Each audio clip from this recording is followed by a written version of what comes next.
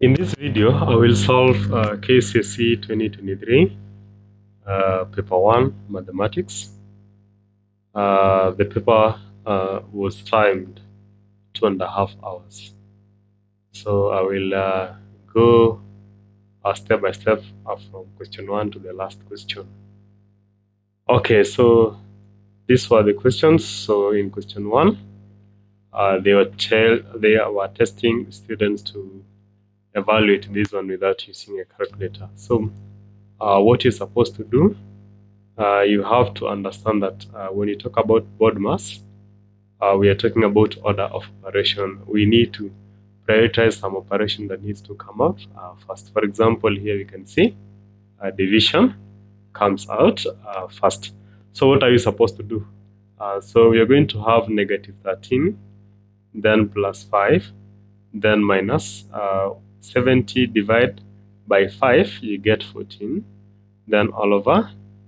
In the denominator, we're going to have again division coming first. So we're going to have 9 minus 14 times negative 3 divided by 21, you get negative 1 over 7. So from there, we check the next operation in the numerator. So the next operation in the numerator is addition. So we can do negative 13 plus 5. Obviously, that's negative 8 because you're coming back 5 steps. So when you're coming back 5 steps towards the positive, you have to have the negative reducing. Then minus 14 divided by what? 9. This is a negative 14 times negative 1 over 7. So 7 divides 1. 7 divides 7 once, 7 divides 14 2 times. Negative 2 times negative 1 gives us positive 2. So you'll end up getting negative 22 over 11, which gives us positive 2. So and that was the solution for question 1. Then question 2, you're supposed to simplify the expression that's provided there. Simplify the expression 3a squared b to the power of negative 3 over 2 to the power of negative 1, a to the power of negative 2, b to the power of 2. So what you have to do, you can write 3. So you start simplifying a. Remember, here we can apply the law of difference in powers. So because we are having the numerator having a squared and the denominator is having a to the power of negative 3. So we can do, okay, it's having to the power of negative 2, not negative 3. So we can actually do 2 minus minus 2. Then we're having our b there. Our b is actually, we have b to the power of negative 3, but in the denominator, we are having b squared.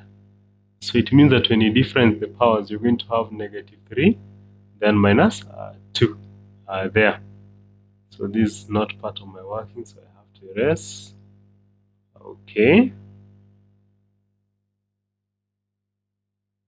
Okay, fine. So once you have that, you can continue with your working like this. 2 to the power of negative 1, you can leave it as the way it is, to the power of negative 1. So you'll end up having 3, 2 minus minus 2. You're going to have a to the power of 4. Then that one will be to the power of negative 5. Then 2 to the power of negative 1 is the same as all over 1 half. So this will be the same as 3a to the power of positive 4, b to the power of negative 5. Then dividing by a fraction is just like timesing by the reciprocal of the fraction, which will end up giving us 2 over 1, and the answer becomes 6a to the power of 4, b to the power of negative 5. That was question number 2. Let's go to question number 3. Question number 3 says, a triangle ABC is such that AB is 11 centimeters, BC is 8 centimeters, and angle ABC is 53 degrees. Calculate the area of the triangle. So you need to sketch the triangle so that you can clearly see what they're asking you. So they're telling, okay, suppose this is a triangle ABC, so you can have AB. This is 11 centimeters. Then BC is 8 centimeters, and angle ABC is 53 degrees. Now, anytime you see a question like this one coming in the exam, whereby we're having A, B, and an angle included, so two sides and an angle in between them. So you have to know that the area is calculated using the formula a half AB sine theta. So for this case, you'll do a half times 8 times 11 sine 53 degrees. So this one you'll do it in your book, in your using your calculator accurately, and you'll get the answer as in you cancel this one, you're going to have 44 sine 53 degrees, which will give you the answer 35.1 4 centimeters squared. Remember to give the correct unit per question. This question was testing on area, so you need to give the units of area. Question number 4. A cylindrical solid has a radius of 7 centimeters and a conical top of the same radius. The height of the cylindrical part of the solid is 17 centimeters, and the conical top has a vertical height of 9 centimeters. So you need to calculate the volume of the solid. So what are you supposed to do in this question? You need to begin by sketching it. Just make a rough sketch. It's always advisable. So I have a cylindrical part and the conical part. So the radius here, we are told it's 7 centimeters, and the height here is 17 centimeters, and the vertical height of the cone, they're telling us it's 9 centimeters. So you need to calculate the volume of the solid. So in this question, you need to know the two formulas. Volume of a cylinder is given by pi r squared h, and volume of a cone is given by a third pi r squared h. So when you know those formulas, then you're good to go. So let's calculate the area of the cylindrical part, the volume of the cylindrical part, which is given by what? 22 over 7 times the radius is 7, then you square the radius times 17, and this one gives us the answer 100 and no, it's not giving us 100 and something, it's 2618 centimeters squared, centimeters cubed, not centimeters squared. Centimeters squared, they are units of area. So let me rewrite this one so that you can clearly see. Okay, so it's 2618 centimeters cubed.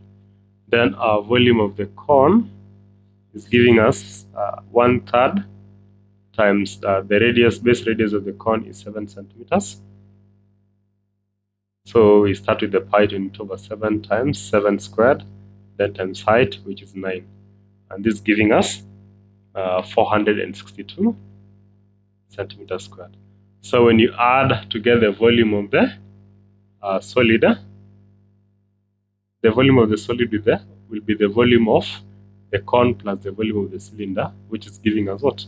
So you're having 2618 plus 462, which is giving us 3080 cubic centimeters. That's how you're supposed to do question number 3.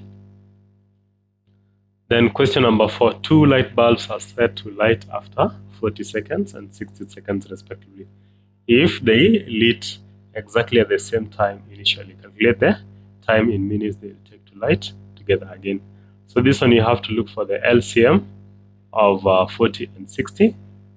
You can use table method, which is the easiest, and then we'll be able to get 2, which is the small multiplying factor that can divide either of them. So you'll end up having this one dividing here 20, this one divides here 30, then you'll have to again divide here 10, then it divides here 15, then you're having 2 divides here 5, it divides here 15, then you're having 3 3 divides 5 once, 3 divides 15, 5 times, and then, no, 3, okay, 3 we can actually, 3 does not divide, it's not a factor of 5, so we'll carry factor 5 down. Huh? So lastly, you can divide by 5 so that you can have 1, 1. So when you're getting the LCM, ensure that the last coefficient, the last quotient you're getting is actually 1, 1. So the LCM now becomes 2 to the power of 3 times 3 times 8. And when you do this, it's going to give you 120 seconds, which is actually 2 minutes. Then the following question, they're asking you, we get the number of times they will lie together in the first half an hour. So it's important to notice that a half an hour is the same as 30 minutes. So you're going to take 30 minutes, divide by 2 minutes, and then you'll get, it will be 15 times. That's how we're supposed to solve it.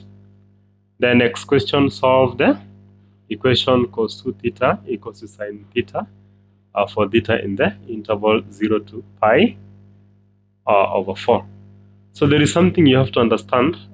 Anytime they're telling you cos theta equal to sine, let's say beta, this is a property of the angles which are called, we call them actually, which type of angles, and these are, they are actually complementary angles.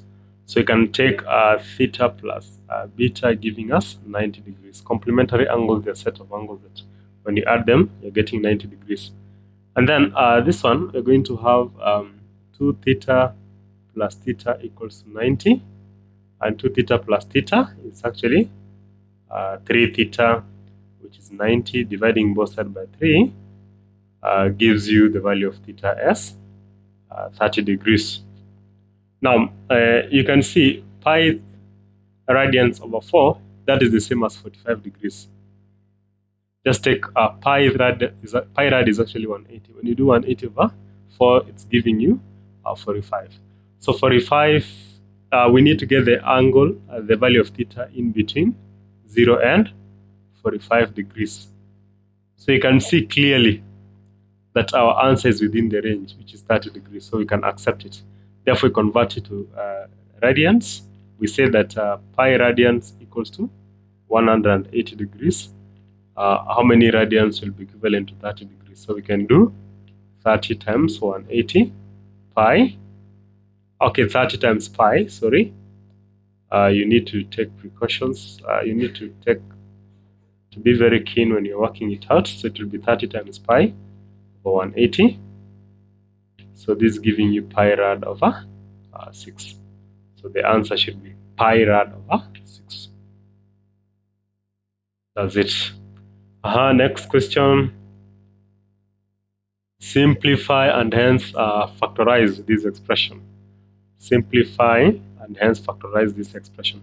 So what are we supposed to do in this question? So you need to expand. So you can do 5x multiply 4x plus 5y minus 4y into 4x plus 5y. So when you work out this one, it has to give you 20x squared plus 25xy minus 16xy, then minus 20y squared. Don't forget this one, 9xy. Now collect the like terms. So this 20x squared does not have a like term, so it remains the same, 20x squared. Then 25xy minus 16y xy is giving you 9xy. 9xy minus 9xy is actually 0. So you'll end up having 0 in that part. No need of writing it. So it will be minus 20y squared. So you can factor out 20. So you can have 20 into x squared minus y squared. But remember, x squared minus y squared is the same as x plus y, x minus y. So we can have 20 into x plus y, x minus y. So that's what you're supposed to do for question number 7. Now in question number 8, we've been told from a point on top of a cliff 40 meters high, Two boats A and B are observed due east, and the angle of depression of the boat is boat A is 32 and boat B is 52 degrees. So you can have a diagram illustration like this.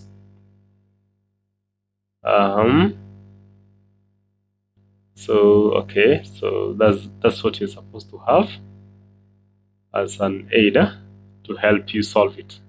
And then once you have this, you can actually have this on as position of boat A, which is 32 degrees.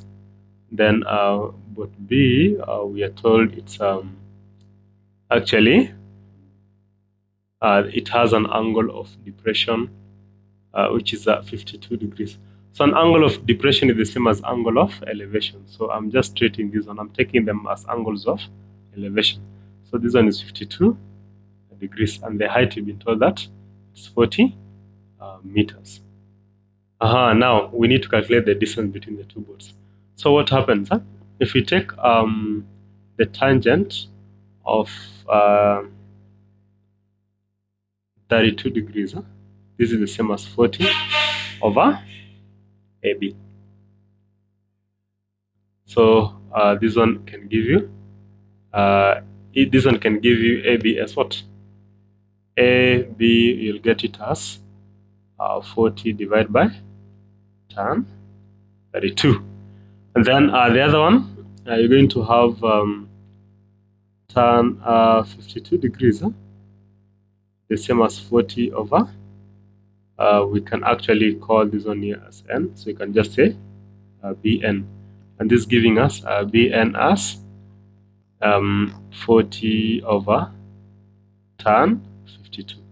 So to get the angle, to get the size, the distance AB, this is the same as what? You get this value from your calculator, which is giving you 64.01 centimeters. This is giving you 64.01 centimeters, and then the other one, the lower one, is giving you 31.25 centimeters.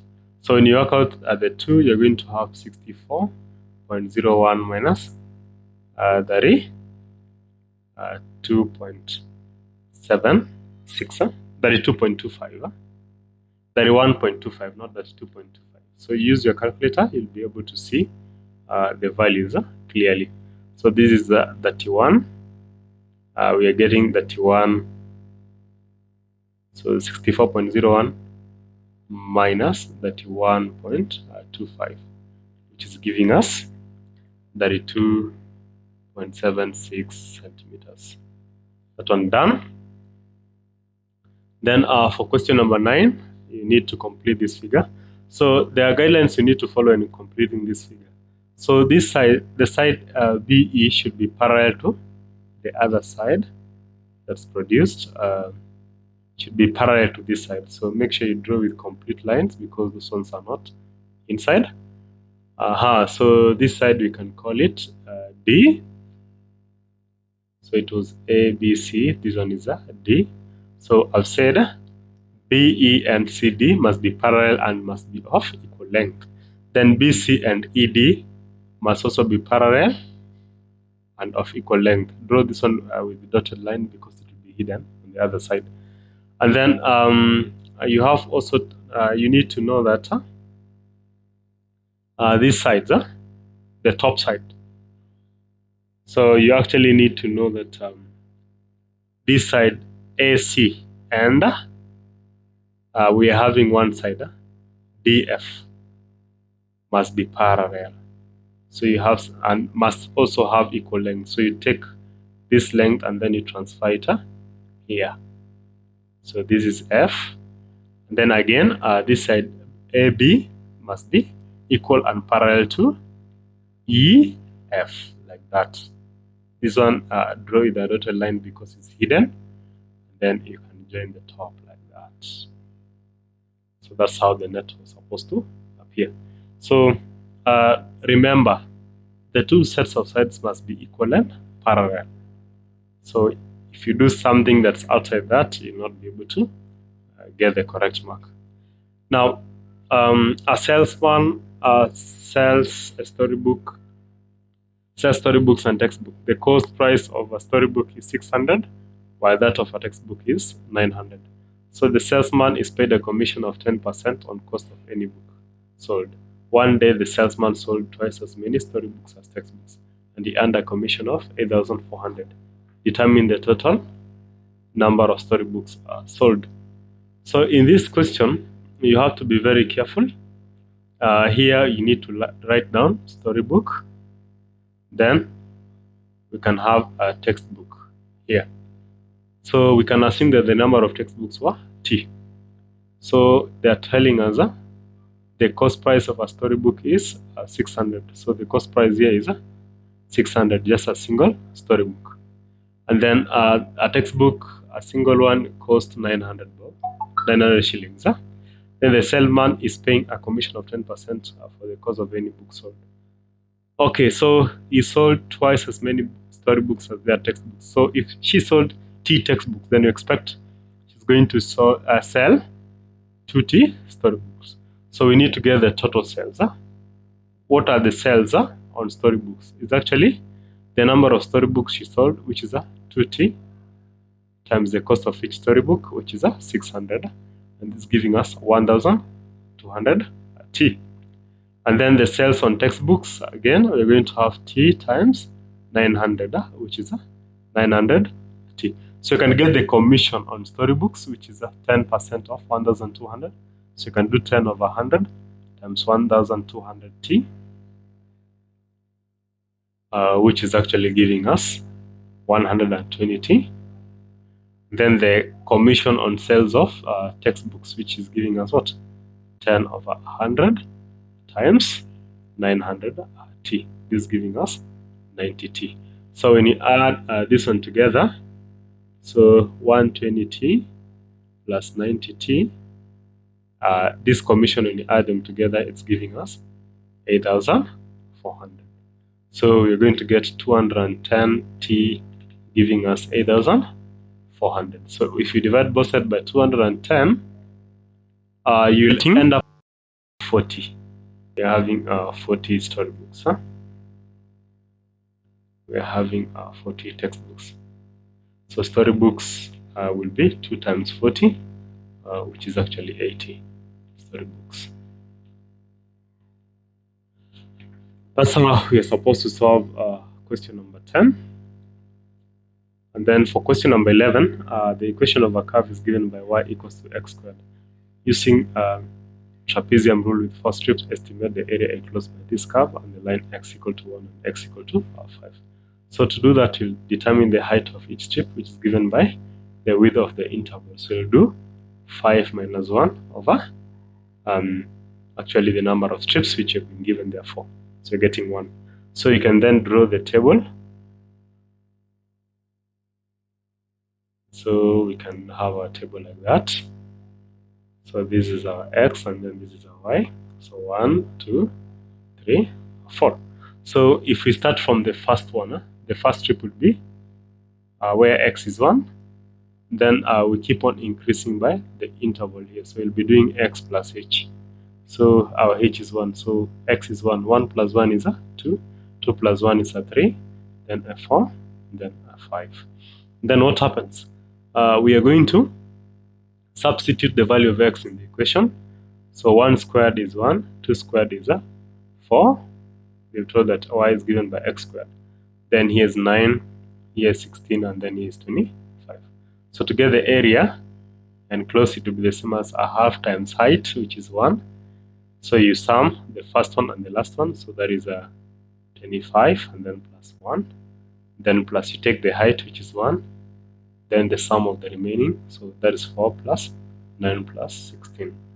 So when you do this one using your calculator, you'll end up getting 42 square units. That's how that question is supposed to be done. Okay, now we go to the next question. Question number 12. The vectors A, B, and C are represented in this green grid, so you have to show the resultant vector. So how do we show the resultant vector? So this is A, this is B, and then this is C. So we can see we can actually transform them um, into as one figure like this. So okay, I have to forced to minimize this one so that I can be able to see the two parts. Okay, now this side we've been given the vector. This is our vector A. This is our vector B. We can actually map it up here. We say that vectors are equal if they're parallel and they go to the same. They actually go to the same direction, and they are of the equal magnitude. So we can extract this vector here. Then you put it here. So this vector B. So to get the resultant vector A plus B should be this one here. So this is A plus B, the vector that joins this one to A to B there. Then we need vector C. This is vector C, the one that goes down here. So this is vector C. Now to get the resultant vector A plus B plus C, it will be this one here. This one here. So this is A plus B, then plus C. So that's how you're supposed to show it. As easy as that. For the following question, given a matrix P is this one. That's for -7, 2, -1, and Q -1, 6, and then 5, -3. So R is given by 20 P inverse plus Q. Determine the matrix. So you literally have to solve for P inverse, and we're going to follow the steps for getting the P inverse. Number one, you need to get the determinant, which is given by the product of this leading diagonal, the difference of the product of the leading diagonal and the other diagonal. So you can have 4 times -1 minus into bracket -7 times 2, which is giving us +10. Yes, so it's giving us +10. Now you can take one of our determinant, which is a +10, into bracket. The element in the leading diagonals will be interchanged, so we're going to have -1 and then 4. Then we change the signs of the other diagonal. So this was -7, becomes +7. Then this one is a -2. So this one we have to multiply it by 20. So multiply it by 20, and then we add Q, which is a -1, 6, then 5, -3. So to do this is very simple. 10 and these zeros can cancel. Then you multiply everything inside by 2, so you can have -2, 14. This is a -4, then 8, then plus, that is a -1, 6, 5, -3. So this will give us our final matrix. -2 plus -1 is giving us -3. -4 plus 5 is giving us 1. 14 plus 6 is giving us 20. Then 8 minus 3 is giving us 5. So that's how we are supposed to solve it. And it's done like that. So we go to question number 14. We go to question number 14.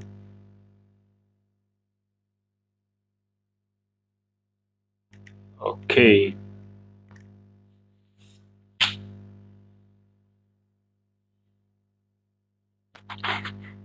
Okay, we can cross check this one and then we see if there is an error or is okay. So let's see. This is -1, 6, 5, -3. And when you work out this one here, it's giving us this is -2. Okay, that is fine. And then this is -4, then 14, and then 8. And then 8 minus 3 is 5. Very good. -4 plus 5. -4 plus 5 is giving us +1. Okay, that's fine. Now, next question. We've been given in a sub-county, the number of children per family was recorded in the table shown. So you need to show the frequency distribution table. So to show the frequency distribution table, okay, these ones are so many values, so we can actually have them running horizontally like this. So we can have the first value is 1, then 2, then 3, we have 4, we have 5, then we have 6, then finally we have 7 there. Okay, so we need to represent this data. So how many 2's do we have? So we have got 1, 2, 3, 4, 5, 6, 7, 8. Actually, there are 8 2's. Okay, we also have a 0. I've seen that. So please note that it's here. We only have 1 0. How many ones? So we have this one here, 2, and then we have 3. So there are 3 ones. Then how many 3's do we have? So we have 1, 2, 3, 4, 5, 6, 7, 8, 9, and 10. So there are 10 threes. Then how many 4's do we have? So we have 1, 2, 3. So we have got 3 4's. Then 5's we have 1. Then any other we have 2. So there are 2 5's. Then 6 we can have 1. And then 2. So there are actually 2 6. Then 7 we only have 1 7. Actually, yeah, it's actually 1 7. It's here. Okay, calculate the mean number of children. To get the mean, just do frequency. This one is x, and then this f. So you can actually do frequency times the value. So you can do frequency, that's 1 times 0 plus 1 times 3 plus 2 times 8, then plus 3 times 10, then plus 4 times 3, then plus 5 times 2, then plus 6 times 2, and then plus 7 times 1. Then all this we divide by the total frequency, which you have in it, 30. So you'll end up having 90 over 30, which is giving you 3. That's it. That's what you're supposed to do. Then next question, that is question 15.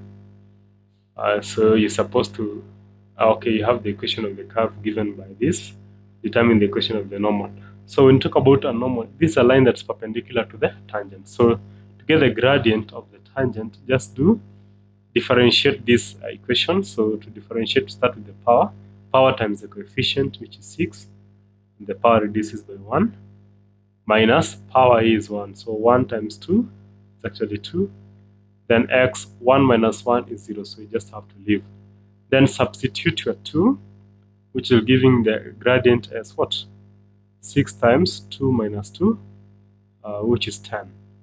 Then using the property of perpendicular lines, that is m1 times m2 giving us -1, you can do m2 to be -1 over 10. So this is the gradient of our normal. And then find your value of y when x is 2. So you can substitute 2 squared is 4, 4 times 3 is 12, then 2 times 2 is 4. Then when you do 12, so we can do it like this, 3 times 2 squared minus 2 times 2, and this giving us what? 12 minus 4, which is 8. Now you have the value of x and y, so we can actually see, but you know the equation is given by y equal to mx plus c. So now that we are having our x, which is 2, it was given here, then when you substitute 2, we are getting the value of y to be 8. So you can say our y, which is 8, is equal to our gradient, which is -1 over 10, then plus our times our c, times our x. Please remember your value of x. Your value of x is 2, so you multiply it by 2, then plus your c. So you'll end up having the value of 8 equals to, this is a negative 2 over 10, which is negative 1 over 5, then plus c. So you can get the value of c as 8 plus 1 over 5, which is 8 whole 1 over 5, which is giving us 41 over 5. It's giving you the value of 41 over 5. Sorry, it flipped. Okay, so now that you're having the value there, this is 41 over 5. 41 over 5. Sorry for that. We can say that our equation now is y equals to m, which is negative 1 over 10, x, and then plus 41 over 5. So that's the answer to that question. Then next question, you need to show the solution of this using the method intersection of lines. So what are you supposed to do? You can graph each line separately. So let's have this line, which is y equals to 4 over 3x plus 2. So you can get its table of values. You can actually get its table of values. So you only need 2 points. This is x and then y. So 2 points. So just find out the value. Suppose x is a 0, the value of y will be 2. Suppose the value of x is a 3, the value of y will be 6. Because you know this one will do 4 over 3 times 3 plus 2. So this one will cancel and will give you the value 6. Then you're going to have the other one. You can actually plot the points. 0, 2 is there. Then 3, 6, 3, 6, 6 is here. Then you can actually join the lines using your ruler. And then another one, we're having 3y equal to x minus 3. So you can actually express it in the form y equals to mx plus 3 plus c, so that you can have y equals to x by 3 minus 1. Divide both sides by 3. So you'll end up having this one. This is your table of values. So this is x and then this is y. Where the value of x is a 3, the value of y becomes a 0, because it's 3 over 3, which is 1, minus 1, which is a 0. And then where the value of x is a 0, the value of y becomes negative 1. So we need 3, 0, which is here. Then we need 0, negative 1. So 0, negative 1, it's here. It's here. So you can actually extend, just join using your ruler. Just get your ruler. I don't have a ruler as for now, so you can just use your ruler. You'll get it meets at this point. It meets, you'll get the meeting point. The meeting point would be negative 3, negative 2. And that will be the solution. So that means that the value of x will be negative 3 and the value of y will be negative 2. Section 2. You need to answer only 5 questions, but for this in this tutorial, I'm going to solve all the questions. Because you need them for your revision. So two towns A and B, they are 400 kilometers. Motorcyclists traveling at an average speed of 60 kilometers per hour left A for town B at 1:20 p.m. Some matatu traveling at an average speed of 80 kilometers per hour also left town A for town B at 2 p.m. Calculate the distance covered by the motorcyclist by 2 p.m. So what you need to know, motorcyclist has been to the road from 1:20 p.m. to 2 p.m.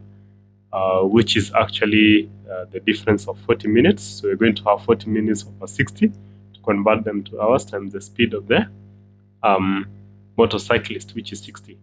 So when you work out this one, you're going to get the answer in kilometers. 60 and 60 cancels, and the answer becomes 40 kilometers. Okay, now let's go to the next question. Calculate the distance from A where the matatu caught up with the motorcyclist. So now to solve this question, you need to understand that the matatu has to cover 40 kilometers because that distance has already been covered by the motorcycle. So to get the time for it to catch up with the bus, we can take the time. To get the time for it to catch up with the motorcyclist, you can actually get the time by using the formula. The distance that had already been covered by the motorcyclist, which is 40 kilometers, divided by the speed, divided by the speed, the relative speed. So what is the relative speed? So you have to understand that for bodies going towards the same direction, the relative speed is the difference of their speed. So we can take 80 kilometers minus 60 kilometers. So when you do 80 kilometers per hour minus 60 kilometers per hour, you're going to get 20 kilometers per hour. So this is going to give you 20 kilometers per hour. So when you solve this one, it's going to meet after 2 hours. And therefore, to get the distance,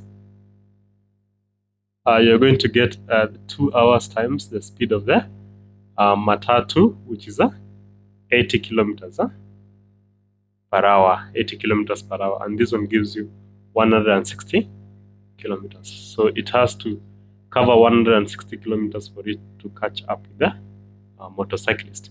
The time when the matatu caught up with the motorcyclist. So to get the time, you need to get the time the matatu began the journey, which has been given from the question, which is 2 p.m. plus the time it took to catch up with it, which is 2 hours. So we just take 2 p.m. converted to 24 hours clock system. It's going to be 1400 hours plus 2 hours, and this gives us 1600 hours, which can also be expressed as 4 p.m. Then our next question, a lorry traveling at an average speed of 40 kilometers per hour left town B for town A at 2 p.m. Determine the time when the lorry and the matatu met. Now, I want you to see from the question, the lorry is moving from B to A, and the matatu is moving from A to B. So, and all of them, they started at the same time. If they started at the same time, you need to get the distance that's separating them. And the distance that's separating them is 400 kilometers, because if they're all, this one is starting at 2 p.m. and this one is starting at 2 p.m. So it means that all of them, they have to cover 400 kilometers. So to get the time when they meet, you have to get the distance separating them, which is 400 kilometers, divided by their relative speed. For bodies which are approaching each other, the relative speed is the sum of the speeds. Okay, the speed of the matatu is 80 kilometers per hour. The speed of the lorry is 40 kilometers per hour. So when you add them together, you're going to get 120 kilometers per hour. And this is giving you the answer 0 cancels 0, 4 divides 12 3 times, 4 divides 0 10 times. This is giving us 3 and a third hours. 3 and a third hours, 3 and a third hours. But you have to know that a third an hour is basically 1/3 times 60, which is 20 minutes. So it's actually 3 hours, 20 minutes. Then we add the time they started. They started at 2 p.m. So if you add this one, you're going to get it's 5. You're going to get 5:20 p.m. So that's the time they met. So they met at 5:20 p.m. That's it. Now, question number 18. This question requires you to transform objects on the Cartesian plane. So this, you can see PQR we've been given. So they're asking you to actually the triangle P prime, Q prime, R prime, the image of PQR under reflection of Y equal to 0. So you need to get P prime, Q prime, and R prime. So to do that, the line y equal to 0 is basically the x-axis. And then there are things that you have to know when you're reflecting. Huh? So you have to drop a perpendicular line from the point Q. And to drop a perpendicular line, just place the compass needle here. And then you can actually draw any two randomly as two random arcs. Then from here, you can make an arc down, and then you make an arc. So here, just open your pair of compasses, make an arc, then you make an arc. So for now, I don't have an automated compasses. I'll just give you where they will meet. Now, when you drop it, you're going to make a perpendicular line passing through the point x equal to 2. So what happens? The distance from Q to the mirror line should be the same as the distance from mirror line to the other point. So actually you can see there are two boxes. So we need two boxes down. And this is going to give us the location of Q prime prime. So you repeat the same steps. So the distance from R to the mirror line. So there are actually how many boxes? 1, 2, 3, 4. Should be the same as the distance from the mirror line to the image. So it will be 1, 2, 3, 4. So which means you're going to have it there. So that's R prime. So let me not use prime prime. So I'm using just prime. Then from P the same. So there are many boxes. 1, 2, 3, 4. So it should be 1, 2, 3, 4. So this is the portion of P prime. So you join the points together with a straight line. Join the points together with a straight line. Okay, so you'll make sure that you join them with a straight line wherever you'll be. So okay, it's fine. So that is it. So from here I can join it this way. It's not sensing.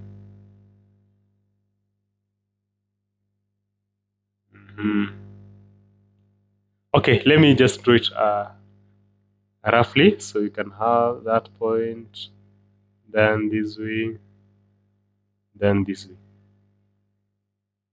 So after doing that, you provide the images. For Q prime prime, you can see it's 2, -1. No, for Q prime, for Q prime, we're getting 2, -1. Then for R prime, we are getting R prime. We are getting that is 2, -2. Actually, 2, -2. And then for P prime, we are getting that is 1, -2. So I'll be listing the coordinates there. So 1, -2. The next question, the triangle P prime prime, Q prime prime, R prime prime is an image of P prime, Q prime, R prime under an enlargement scale, an enlargement factor 1.5, then center O. So you can see the enlargement is negative, which means the image produced will be behind the object. So, and then our center of enlargement, you can see it's given to be 0, 0. So what you have to do, given that the center of enlargement is 0, 0, so what you can do, just take your scale factor which you've been given, that is -1.5. Just take positive 1.5, which is 3 over 2 times. You multiply by the coordinates, each coordinates. So for example, I can multiply by the coordinates of Q prime, which is 2, -1, and this is giving me 3 over 2 times 2 is 3. 3 over 2 times -1, I'm getting it as -1.5. So I'll get it as 3, -1.5, which is here. So 3, -1.5. So that's where I'm going to get my Q prime prime from.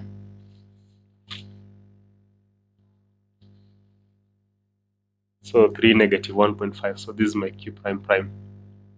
Then do the same to the coordinates of r. So we are going to do 3 over 2 times.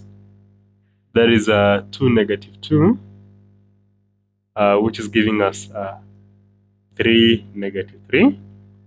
So it's 3 negative 3 down here.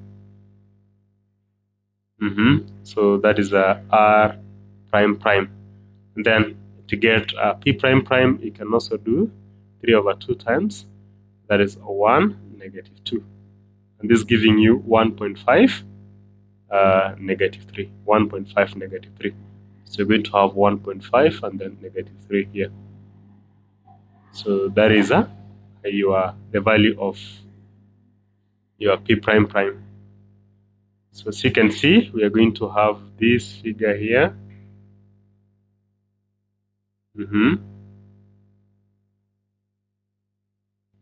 So this figure here. So that's what you're getting. So kindly ensure that you master this story on the center of enlargement. The center of the enlargement. If it's 0, 0, then you're allowed to do this way. If it's not 0, 0, there is also another method which I'm going to explain in a separate video. Okay, so that is it for the question on enlargement. So you basically need to give the coordinates of each of the points that you're having. Let me erase this one. So our coordinates are here. So for p prime prime, it's actually 1.5 negative 3. P prime prime is 1.5, yes, then negative 3. So p prime prime, that's 1.5 negative 3. Then q prime prime is actually 3 negative 1.5. Then r prime prime, you need to get the coordinate that's 3 negative 3. So negative scale factor, the enlarged image must be behind the object. Then next question, triangle p prime prime q prime prime is an image of the enlarged image under a half turn about the origin O. So that's a half turn. So we need to turn this one here to rotate it. Okay, so to rotate an object, so you have to ensure that you follow the same process. This process that I'm going to explain. Connect the object to the center of rotation. So just connect to the dotted line, or you can have a very thin line. Then measure the angle PO. So the angle P prime prime O, P prime prime prime should be 180 degrees. So you measure it. Okay, let me just do a rough estimation. So if I produce this one here, so if I produce it and then I measure like this, this is what I'll get. So POP prime from this point, it has to give me this one, which means it will be on this line here. And then the distance P prime prime O, the distance P prime prime O should be the same as the distance O P prime prime prime. So this distance here produced should be the same as the distance mapping towards your object. So when you do that carefully, you'll be able to get the coordinates of P prime prime to be 3 negative 1. So we're going to get it as 3 negative 1. So this 3 negative 1. So this is a P prime prime prime. Then do the same to Q prime prime prime, Q prime prime. So this one here, so just connect it to the center of rotation like that. And then you measure the angle it should be Q prime prime O Q prime prime prime should be 180 degrees. So when you measure it carefully, it's going to land you at the point that's 1.5 negative 3. So you're going to get 1.5 negative 3. So this point, that is your value of Q prime prime prime. Do the same to the remaining point, which is R prime prime. So you connect it from R prime prime to the center of rotation, and then you measure the angle R prime prime or R prime prime prime, which is 180 degrees. So ensure you measure that. So when you measure it, you'll get it somewhere lying on this line again, which will take you to the point 3 negative 3. So it will be here. So that will be the value of R prime prime prime. So when you connect the points together, this image has to be produced. Yes. So as you can see, we are going to have the image, the final image produced there. So you just go down and list its coordinates. So the coordinates for P prime prime prime, they are actually, that's 3. That is negative 1, 0.5, then 3. Then for for Q prime prime, for Q prime prime, you are going to get the coordinate that is negative 3, 1.5. And then for R prime prime, you're going to have the coordinate that is negative 3, 3. Negative 3, 3. So they're asking you to describe a single transformation that mapped P prime prime prime, that mapped P prime prime Q prime prime R prime prime to P prime prime prime Q prime prime prime, and then R prime prime prime. So this one you can observe it keenly from this one here. Let me note with a different color the changes. The positive value becomes negative and the negative becomes positive to all of them. So it means that this enlargement is the same, except that here this sign has to change. So you can say it's an enlargement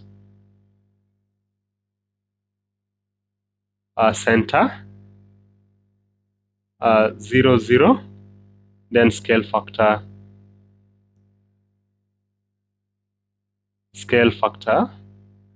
that is a positive 1.5. So you have to indicate clearly. So it should be positive 1.5. So make sure it's a positive. Okay, so basically this enlargement scale factor is the same. The only thing that changes is the sign. And being that the center is the origin, also the center will also be the origin.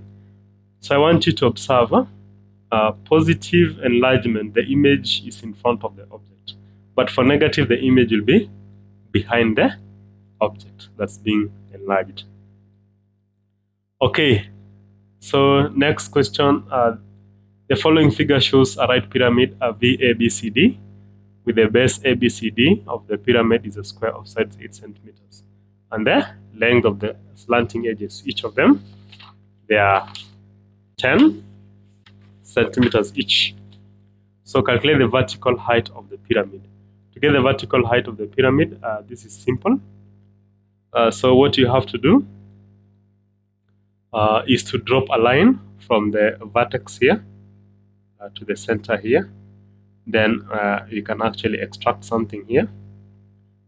We are having a right angle triangle, which can be observed this way. So you can extract it and have it here. So our hypotenuse is a VA, which is 10 centimeters. Then our length, I'm assuming that this point is P.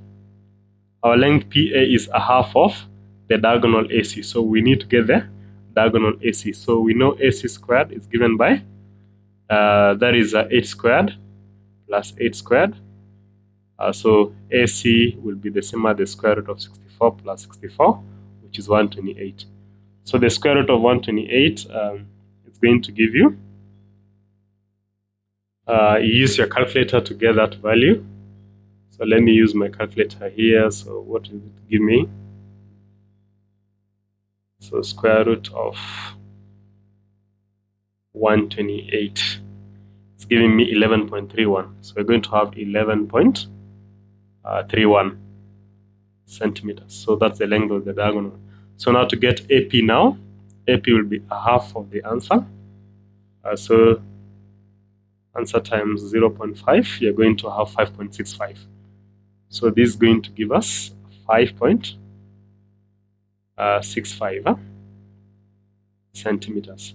So now to get VP, which is our height, you can say VP squared, it will be the same as the square root of, that is 10 squared, which is 100, minus the square of 5.65, which already have it, but it's good I quote it again. So we're going to have 5.65 squared. So when you work out this one, VP is going to be, okay, so let me do it.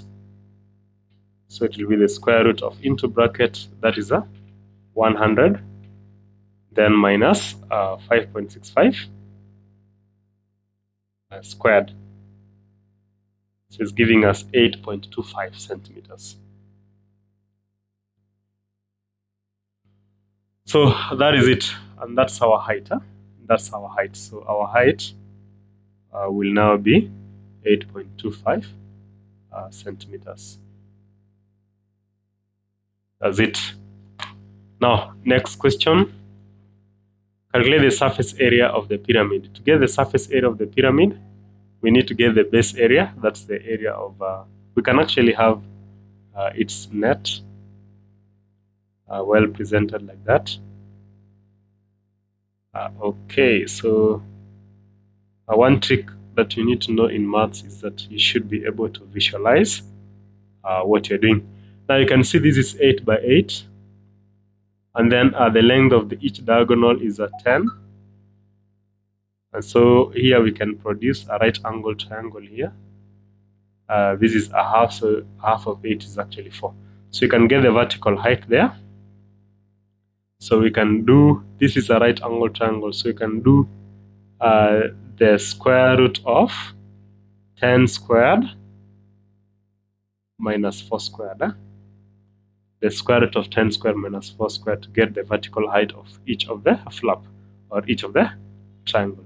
So which means you're going to get the area, we are going to get, so what's the square root? You do it using your calculator, so that will be the square root of 100 minus 16, which is giving us 9.17 centimeters. Now to get the area, we get the area of the base. That's we can apply the formula for a square, which is length squared. That's 8 times 8.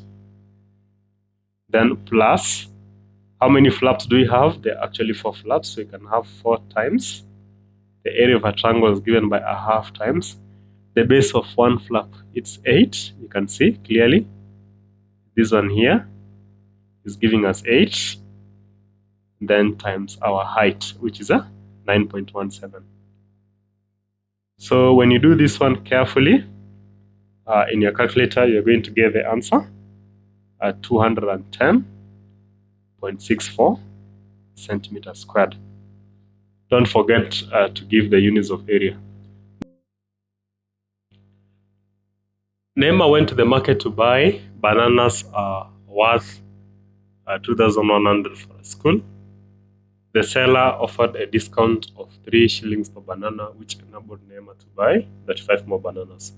Taking X as the price per banana before the discount, write an expression for the number of bananas that Neema would have bought before the discount. So in this question, what you have to do, you have to ask yourself, how much does Neema have? Neema has 2,100. And then what's the price of one banana is actually X shillings. You've been given there. So these are the numbers that the number of bananas that Neema will buy before the discount is offered. But you realize that after the discount of 3 bob is offered, we're going to have the same price, which is 2,100 divided by the initial price of the banana minus the discount. That will be 3 shillings less. And then you find that this number, the number after the discount was offered, is higher than the previous by 35. So we can do 2,100 divided by x minus 5 minus x minus 3. Please, not x minus 5. This one is x minus 3 minus what, 2,100 over x, and this is giving you 35. Why? These are the number of bananas that Neema bought after the discount was offered minus the number of bananas Neema bought after, before the discount was offered. And this one is giving us a standing price of a standing number 35. So what happened? We need to get the LCM, and the LCM of this is the product of the two, so we can do x into x minus 3. X minus 3 cancels x minus 3, and therefore whatever remains, which is x multiplies 2,100, we're going to have 2,100x minus x cancels x, we're going to have x minus 3. And therefore you know very well that 2,100 times x is 2,100, x minus we're going to have 2,100 times 3, which is 6,300, and this equal to 35. So when you work out this, you end up having you're going to have 2,100 minus 2,100, which is 0, minus minus is plus. We're going to have 6,300 over x squared minus 3x. This is equal to 35. So when you cross multiply, you're going to put 1 below here. 6,100 times 1, you're getting 6,300, which is equal to 35 into x squared minus 3x. So you can divide both sides by 35,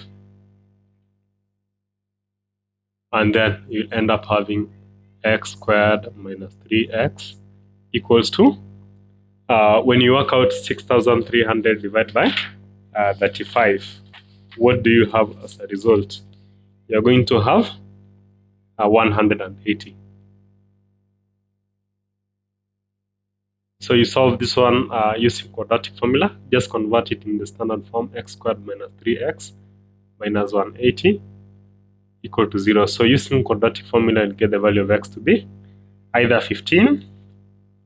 So you're going to have 15, or x is negative 8. So this one we can't take it because it's not good. It's actually a negative value, which is it's either 15 or not negative 8, negative 12. So a negative cannot be allowed. We only need x. So form an equation in terms of x and then get the actual number of bananas that Neema bought. So how many bananas did Neema buy? So Neema bought how much? How many bananas after the discount was offered? So you have to do 2,100 divided by that is 15 minus 3, which is 12. And then we are able to get that she was able to buy 175 bananas.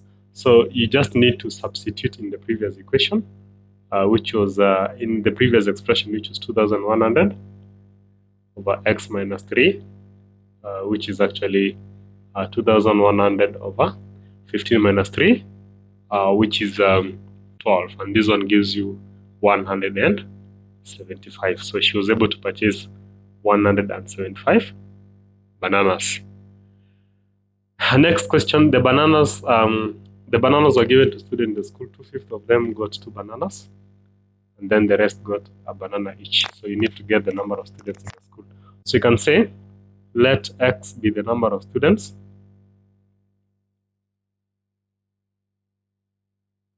Now 2/5 of x each got 2 bananas. Then the remaining you need to do 1, that's x minus 2 over 5x, which is giving you 3 over 5 x. Each one got a banana each, and this one gives us a total of 175 bananas. So we're going to have 4 over 5x, then plus 3 over 5x, which is 175. So when you work out this, the denominators are the same. So when you sum the numerators, you're going to have 7x over 5 equal to 175. So to get the value of x, just multiply the reciprocal on both sides. So you're going to have 175 times 5 over 7. So you realize that the value of x is going to be, so it divides here 1, it divides here 25, which is 125. So you can say the school has 125 students. So that's how that question was supposed to be done. Next question, okay, just take another look at it. That is the working. Question 21, the end of term test scores for 100 students were recorded as shown in the following table. State the model class. So to state the model class is very simple. Just get the class with the highest frequency, which is 62, 69.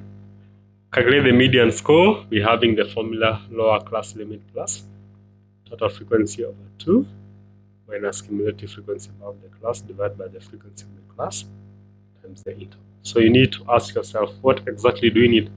I need cumulative frequency, so I can be able to generate a table of cumulative frequency here. So the first cumulative frequency is the initial frequency, which is 8. The next will be 10 plus 8, that is 18. Next, 8 plus 18, that is 46. Then 78, then 90, and then 100. So once we have those values, we can easily get our median position by doing total frequency, that's 100 divided by 2, we are getting 50. So it means that our median is in the 50th position. So we need to observe the 50th position.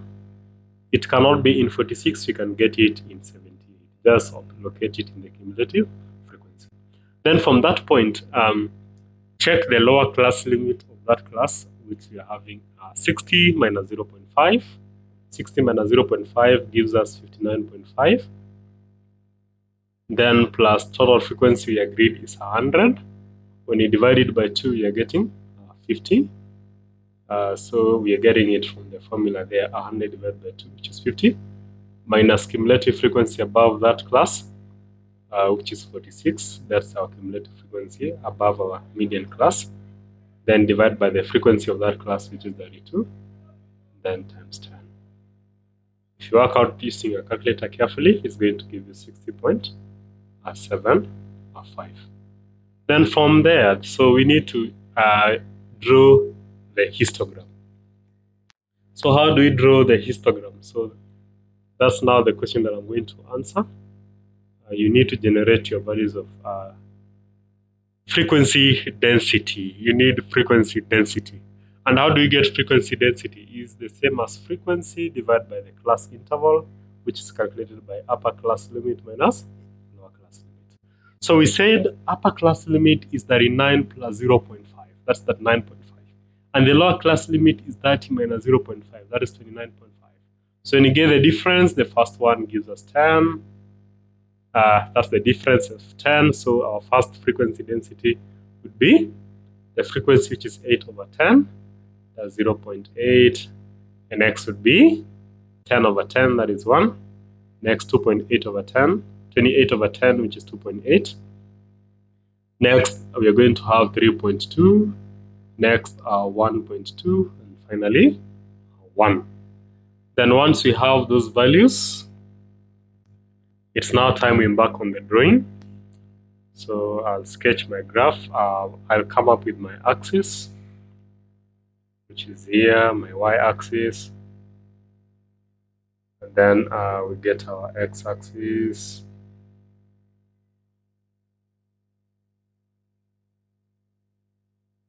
So this is our x-axis, and then this is our y-axis here. So we need a frequency density against the upper class limit. Then this is our 0 position.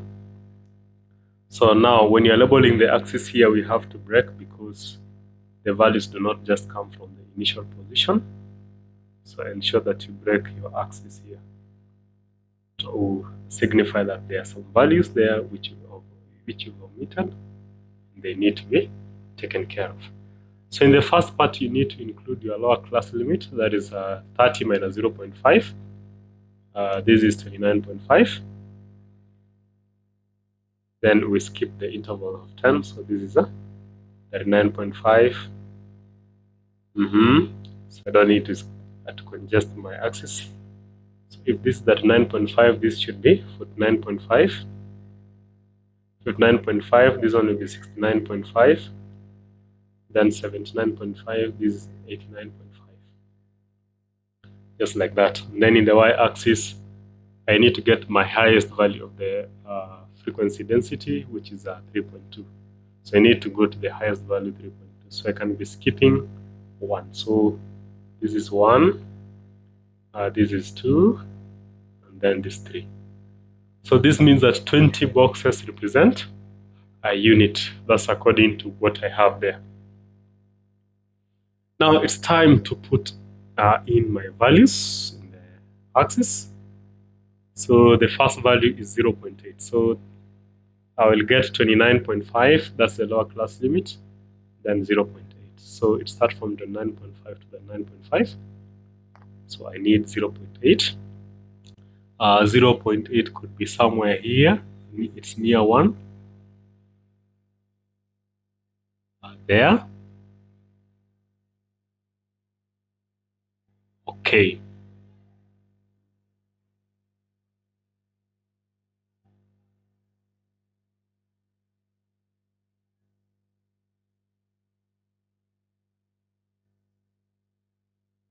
That's my first plot.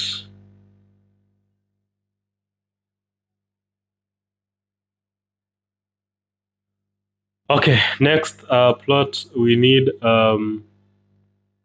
that is 39.5. It's starting from the 9.5 all the way to 1. So 39.5 is here. I need 1. 1 is here. It's fine.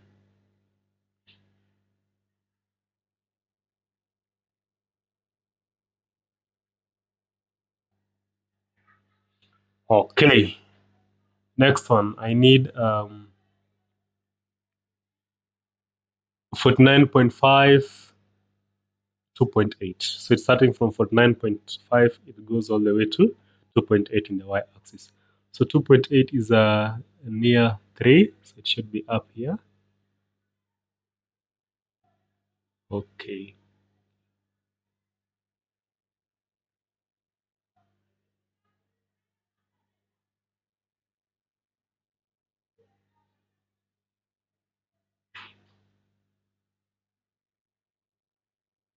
Good. Then next, it's starting from 59.5 all the way to 3.2. So 59.5 to 3.2. 3.2 is somewhere here. Okay, so I draw a straight line like that. Mm-hmm. Mm-hmm. Good. Then next I need a 69.5, 1.2. 69.5, 1.2.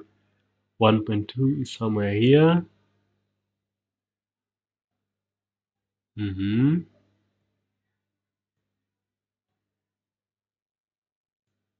Then lastly, it goes all the way to 1, which is here. Okay, sorry. Mm-hmm. And that's the histogram. So don't draw a bar graph. A bar graph is different from a histogram because the bars are spaced. But for the histogram, the bars are not spaced. The last question of number 21, it asked us to get what? Use the histogram to determine the number of students who scored marks from 71.5 to 76.5. So What to do? We have to locate 71.5 from the graph. 71.5, this is 74.5 here. So 71.5 can be somewhere here. And then 76.5 can be somewhere here. So as you can see, if I draw a straight line, I'll be able to get uh, values here. So what is this? This is 76.5. This is 69 plus 5, that's 74.5. Okay, so when you're told to do such a question, remember the formula to get the frequency, the same as frequency density times the interval. So we can do our frequency density is our height. We'll be able to get our height is actually 1.2. So it will be 1.2 times the interval of the class. That is the difference of the two. That's 76.5 minus 71.5. So you can be able to get 1.2 times 5, which is giving us 6. Okay. Question number 22. The following figure shows the quadrilateral PQRS and the circle. So as it can be seen there, we've been given more information there. So they're telling us PQ equals to PR and they're each 2.7, and then PS is 6 centimeters, SR is 7 centimeters, and the angle there is 65. So calculate length PQR. So in this question, you need to be very careful. This question involves application of the sine and cosine rules. So what are we supposed to do to address that question? That's now what I'm going to answer in this video. So if you're given a diagram like this, a triangle, and then you can be able to see one complete side. For example, you're having an angle there, and the opposite side we are having a value there. An angle and a complete side. For example, here an angle and a complete side. So you have to use the sine rule. So this is how we use the sine rule. You can say 2.7 over sine 65 is equal to, we need QR. So QR, the opposite angle, the opposite side to QR. Okay, they need us to get length QR. So you can be able to get this angle. If this side and this side are equal, then this is 65 and therefore this one is 65. So to get the angle here, we can use properties of the angle sum of a triangle. And then we can do 180 minus 2 times 65, and this giving you 50 degrees. So this angle here is 50 degrees. So you can see the angle is 50, but the side is what you're looking for. So you can say here we need side QR over the sine 50. So to get our angle, our side QR, we can do 2.7 times sine 50 divided by sine 65. And this is going to give us the answer. So you can do it carefully using your calculator. We can get it's 2.28 centimeters, which is roughly 2.3 centimeters. Okay, that is it for the first question. So they need you to get angle PRS in the second question. Angle PRS. So let's identify it. Angle PRS, this angle here. So now, at any case, you've been given a triangle that's complete. It has all the sides, but you don't have the angle. So it's the right time to apply cosine rule. So how do you apply cosine rule? Suppose we've been given a figure like this. Okay, so this is a P, R, and then this is S. We are looking at an angle here. So you can name this side small r, this side small p, and this side small s. So we can say, we can check the side that has an angle. at the side that we need to look for the angle, this side r. So you can start with it r squared. For this case, you can start our r is 6 squared. So you can say your 6 squared equals to the square, the sum square of the other sides, that's p squared. P squared is 7 squared, then plus the other side is 2.7 squared, then minus 2 the product of the other sides, which are 7 times 2.7, then times the angle, times the cosine of the angle you're looking for, that is a cos angle PRS, we can call it theta. So you can solve this. You'll have that is 6 equals to 49 plus, when you square this, you're going to get 7.29 minus 2 into, you can do that one using your calculator, and it's going to give you, okay, let me get my calculator. So I need 7 times 2.7, so it's giving me 18.9. 18.9 cos theta. So you can work out the question, and you'll be able to get this side to be 49 plus 7.29, which is 56.29,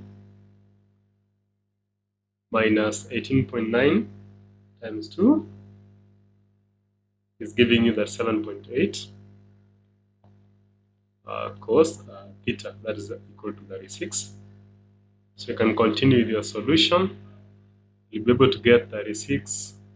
You bring this onto the other side, that 6 minus 56.29 equals to negative 38, negative 37.8 cos theta. So when you do that 6 take away 56.29, you'll be able to get negative 20.29 equals to negative 37.8 cos theta. Divide both sides by negative 7.8.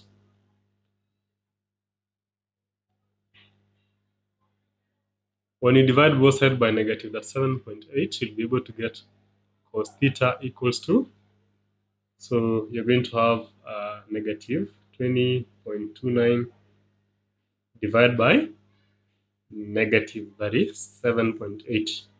This is giving you 0.5368. Then to get your theta, just do the cosine inverse of the answer, which is 0.5368. Therefore, our theta becomes, so we can work it out. So you can do shift cos 0.5368. So you can get your answer in degrees, which is 57.54. 57.54 degrees. So the solution for the angle is 57.54 degrees. Now, next question, you need to get the area of the circle. To get the area of the circle is very simple. So the area of the circle, you can see the circle has surrounded the vertices of the triangle PSR or PRS. So what you need to do, we can get the triangle PSR here. So these are triangle PSR. So the actual sides do not mean anything. So I've just extracted it. So this is PR and then S the other side. PR and then S. This side is 2.7. This side is 7. And the other side is 6. And the angle here that you obtain is 57.54 degrees. So there is this formula that states that our diameter is given by what? R, which is 6. Just check the complete side, the side and angle. So 6 over sine 57.54 degrees. So this one is giving us our diameter as, when you work out that question, 6 divided by, that is a sine 57.54. we are getting our diameter at 7.11. 7.111. So that's our diameter. Remember, diameter is 2 times radius. When you divide both sides by 2, you're going to get your radius as that is 3.56 centimeters. Then from here, you can now do your area. So area is given by pi r squared, and our pi is 22/7 times our radius squared, that is 3.56 squared. This is giving us, so we are going to have, so that's 3.56 squared times 22/7. So it's giving us 39.83 centimeters squared. That's how we get it. So the answer may differ depending on the value of pi you're using, but it should not change the value greatly. So that is it. That's what you're supposed to do for question number 22. Question number 23, the displacement x in meters of particles moving along a straight line after t seconds is given by x equals to t cubed over 3 minus 3t squared plus 9. Determine the value of t when the particle was momentarily at rest. So here you have to differentiate this value because you're switching from a displacement function to a velocity function.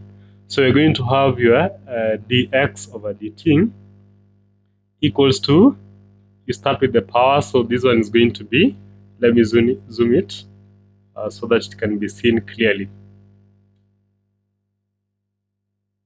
Okay, so this one is going to be,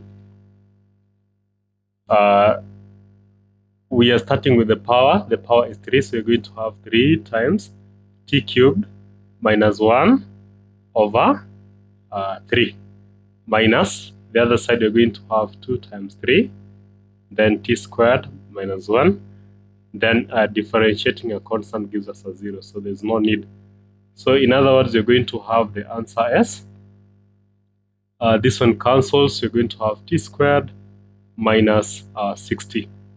So now how do you get the values? So when it was momentarily at rest, when you differentiate it, you have to equate it to 0. So in other words, you're going to do t squared minus 60 equal to 0. So you can factorize t divides t squared, t times minus t divides 60, 6 times, and this equal to 0. So the value of t can either be 0 or the value of t can either be 6. When you say t can either be 0 or t minus 6 can either be 0. So when you equate it, you're going to get those two answers. Then find the displacement x in meters when the particle came to rest. So for you to get this one, you have to substitute the values of t in the original function. So for example, you can do, what's x of 0? What's displacement when t was 0? So this is 0 cubed, which is 0 over 3 minus 3 times 0 squared is 0 plus 9, and this gives us 9 meters. Or we can have x of 6, which is giving us 6 cubed is 216 over 3, and then minus 3 times 6 squared, which is 36, then plus 9. So you can do this, 216 divided by 3 is 72, then minus 108 plus 9. So this one can give you, you can do 108 minus 81, and this giving you, this is 7, and then 10 minus 8 is giving you 2. You can have negative 27 meters. So you can have those two answers, either this one or this one here. Okay, the next question. Determine the value of t when the velocity of the particle is 5 meters per second. So here they've given you that the value after you've differentiated, that's dx over dt, is -5. You're getting -5 meters per second. So it's you to determine the value of t. So what to do in this question, you have to get your gradient function, the value that you got when you differentiated, which was t squared minus 60, and equate it to negative 5. This is going to give you t squared minus 60 plus 5 equal to 0. So you can use quadratic formula to solve for the value of t as follows. T is equal to negative b. So negative 6 is positive 6, plus or minus the square root of negative 6 squared, which is that is 6, minus 4 into 1 times 5. So you can have 1 times 5, which is 5. Then divide by 2 times the coefficient of t squared, which is 1. Okay, so this one is going to give you the value of t as follows. So t will be 6 plus or minus, this is that 6 minus 20, which is giving you 16. So the square root of 16 is 4 divided by 2. So you can either get the value of t as 6 plus 4, which is 10 divided by 2, which is 5, or the value of t can be 6 minus 4, which is 2 divided by 2, you're getting 1. So we have the two values, t can either be 1 or t can be 5. Next question, determine the acceleration at t equals to 2 seconds. So for you to get the acceleration function, you have to differentiate the velocity function. So our velocity function was t squared minus 60, this one here, which was our dx over dt. So when you differentiate it, you are going to have the value 2t minus 6.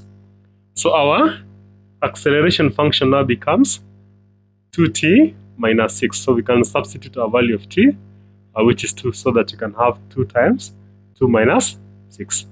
So this is going to give us 4 minus 6, which is negative 2 meters per square second. That's how we do. That's the end of question 23. In question number 24, you're supposed to construct. So they're telling you that in this question, you need to use a ruler and a pair of compasses only. Line PR is a diagonal of a quadrilateral PQRS, where PR is 6 centimeters. So they are telling you to locate vertex Q of the quadrilateral such that angle PQ, such that angle RPQ is 60 degrees and angle PRQ is 45 degrees. So you need to complete the triangle and hence measure the length of PQ. So here I'll give the guidance on how we can go through this. So you're supposed to stand at P, you place your compass needle there, and you make an arc. Just make an arc of any radius. Then place your compass needle here at this position and make an arc. And then use your ruler to draw a straight line passing through that point like that. So by doing that, you'd have created 60 degrees at this particular point. And then for you to create 45 degrees at point R, because that's what you are told, PRQ, so at R we need 45 degrees. So what you need to do, extend this line a bit. You can extend a bit of any length there. And then you can place your compass needle at point R, then open any radius. The same radius should also cut to the other side there. Then you can enlarge the diameter. You can enlarge the width of your compass so that the needle points at this particular point, this point, and the pencil points at this point here. And then you make an arc up and down. Just make an arc up, no need of making it down. Then make an arc. You can intersect it like that, and then you draw a straight line, a dotted straight line, meaning that it's not part of the working. Then after that, you need to bisect this so that you can come up with a 45 degrees. So you can place your compass needle at point R, use this radius. So you can use the radius, this radius to cut point up, and then place your compass needle here and make an arc. Then place a compass needle here, make an arc, and then use your ruler to join the points. Use your ruler to join the points towards R. So where they intersect, this will be the portion of Q. And then usually when you measure PQ, you'll get it as 4.5 centimeters. That is it. So that question alone is going to give you 4 marks. Then the diagonal QS, which is 10 centimeter long, intersect PR at right angle. So in other words, they're telling you to drop a perpendicular from Q to a certain point 10 centimeters down. So what to do? Place your compass needle there. You can actually have your pencil at point P. With the same radius, you can make a big arc like that. Then stand at P, make an arc down. Stand at this point, make an intersect the arc, and then you drop the line. Extend it so that when you measure it, it's going to be 10 centimeters. Yes, so where you get 10 centimeters, I'm assuming it's at this point. Let's say this is point S. Then what are they telling you? They're telling you to complete the quadrilateral. So to complete it, you'll join the point P towards S and R towards S, like that, with a straight line. So by doing so, you're going to form this quadrilateral. Then they're telling you to calculate the area of the triangle, calculate the area of the quadrilateral. So this quadrilateral can be divided into 2 parts. So we are having the upper triangle and the lower triangle. So when you measure the upper triangle, this is going to give you 3.8 centimeters, and the lower one, it's going to give you 6.2 centimeters. So for you to get the area of this triangle, of this quadrilateral PQRS, what you need to do, get the area PQR, which you can compute it by taking a half of base. The base is PR, that is 6 centimeters, then times your height, which is 3.8 centimeter. When you work out this one, it's going to give you, use your calculator, is going to give you the value. Okay, so let me work out using my calculator here. So you're going to have 3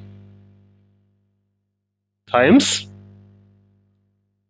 1.8. So you're going to have 3 times 3.8, not 1.8, which is going to give you 11.4. It's going to give you 11.4 centimeters squared. And then again, you can get the area of P. You can calculate area.